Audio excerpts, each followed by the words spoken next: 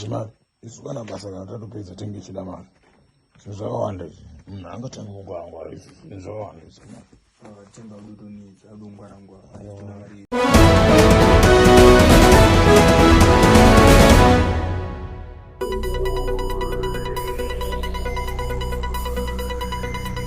Mbori yeZimbabwe kusangana kwatiri kuita zvekare pano paMbire TV patinokupakurai nhau dzezviri kuitika munyika yedu yeZimbabwe.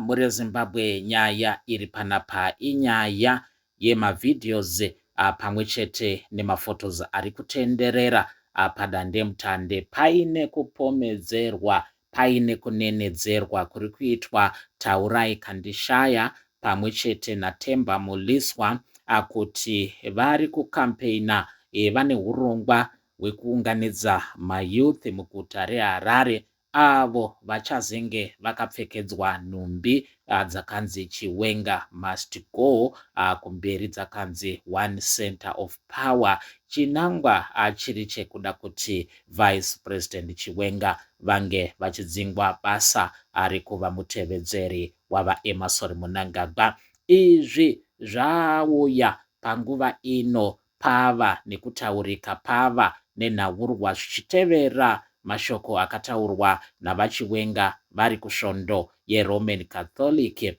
mukupera kwesvondo apo vakataura mashoko amambo Hezekiah avo vakakumbira mamwe makore ekurarama, asi vakazoudzwa kuti izvi zvavakukumbira zvichaunza matambudziko munyika. Ndo mashoko panapa atinawo muZimbabwe maererano nenhau yavaChiwenga avo vanonzi vari kurongerwa dende rekuti vechidiki vange vachiungana muHarare vachidemonstrata kuti vaChiwenga vange vachidzingwa. Zviri kunzwika panapa muaudio riri kuburitsa pachena vanhu vari kuprinda mwanda rematisheti ari kuonekwa akanzi Chiwenga must go, asi varume ava vari kutaridza kuti vanenge vari kuchema namukomana Sabhuku naBhuru wavari kuti ava kuda kungwara isu tapedza basa. Pari kuratidza dutu tsama rematisheti ane uso hwavaChiwenga avo vari kutaurwa kunzi ari kufanirwa kunge achiuyiswa munyika yeZimbabwe kuti vechidiki vange vachidemonstrata. Taurai Kandishaya ndiKomiza, Secretary for Commissariat mubato reZANU-PF chikamu chevechidiki. Ndo mashoko aripo panapa muri Zimbabwe.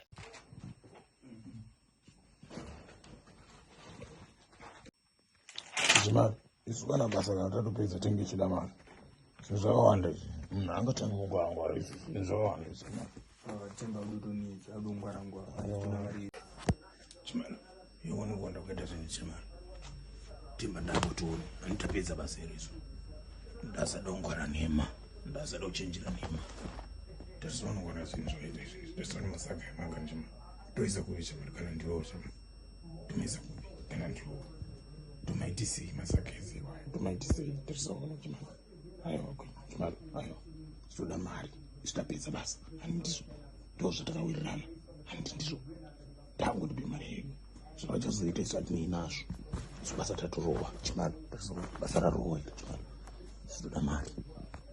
Apa zviri kuratidza kuti munhu akaita basa iri ari kuratidza kuti ava kuvharirwa panze, ava kuraswa nekuda kwekuti nyaya yafumurwa. Mushure mekupedza basa vanaTemba Muliswa vava kugebha vava kujamba havachadi kubhadhara basa ravakaitirwa nemunhu uyo ari kutaura panapa kuti honaiwo masaga aya kuwanda kwakaita matisheti aya toita sei. Ikambani inova iri muJohannesburg munyika yeSouth Africa. Madetails ese nemaWhatsApp leaked chats ari kuratidza kuti avepo padandemutande anotaridza hurukuro yaiitwa pakurongwa kwebasa rekugadzirwa kwematisheti aya. Izvi mucherechedzo wekwakananga nyika, mucherechedzo wemamiriro akaita zvino mubato reZANU-PF. Varume vaya vasvika panguva yekuti vabaya bhatani dzvuku bhatani rine chinangwa chekuda kupidigura vachiwenga pachigaro. Hezekia haana kukumbira makore ekutonga, akakumbira makore ekurarama.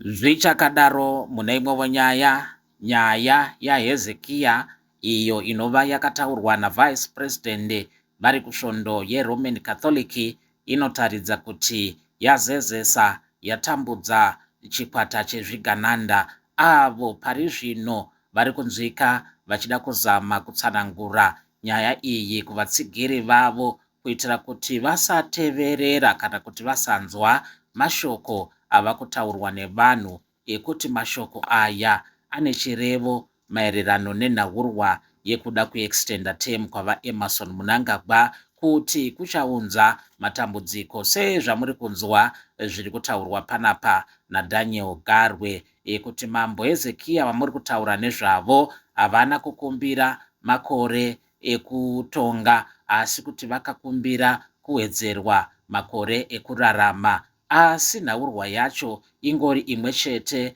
yekuti pakuda kuwedzerwa nguva iyi kudarika nguva yavakatarirwa zvoreva kuti wava kukiriyeta mamwe matambudziko. Ndo mashoko aripo amhuri yeZimbabwe kubva kuna vaDaniel Garwe avo vari kupikisa mashoko avachiwenga. Tiri kunzwavo zvekare kuti Taurai Kandishaya ndemumwewo akataura mashoko ekupikisana nenhau yaHezekia, achitaurawo kuti yehongu tingataura zvamambo Hezekia, asi kufa kwaHezekia kwakakonzera kuti mutevedzeri wake ange achipinda nawo nematambudziko uye kuti mutevedzeri anofanirwa kunamatira mutungamiriri wake kuti ave nekurarama kuitira kuti iyewo Eliakim ange achirarama zvakanakawo.